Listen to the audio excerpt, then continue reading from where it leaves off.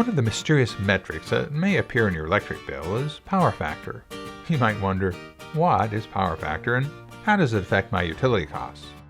Power factor is determined by the difference between real power, measured in kW, and apparent power, measured in kVA. What does that mean? Well, a train track analogy will help us explain. When the train engine pulls a car from point A to point B, it's using power to do real work. Think of this as real power. Some equipment, however, such as an induction motor, requires a magnetic field in order to operate. That magnetic field requires additional power, but still does the same amount of real work.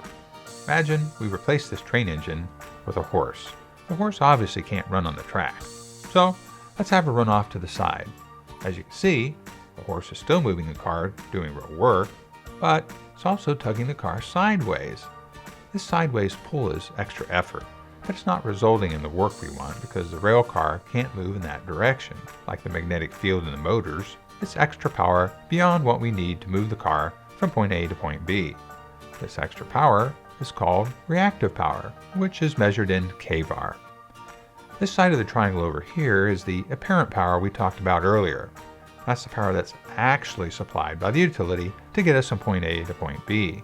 Now we have all the information we need to calculate power factor. Just divide real power by apparent power. This will give you a number between 1 and 0. 1 means a perfectly in sync system, and the closer you get to 0, the more apparent power the utility has to provide. What does this mean to you? If you have low power factor, you may be charged a penalty. This is because utilities with low power factor draw more apparent power, causing additional strain on the electric grid. To improve power factor, you have to reduce your reactive power. The best way to do that is adding capacitors to your electric circuit. When you reduce reactive power, you minimize the difference between real and apparent power, increasing your power factor.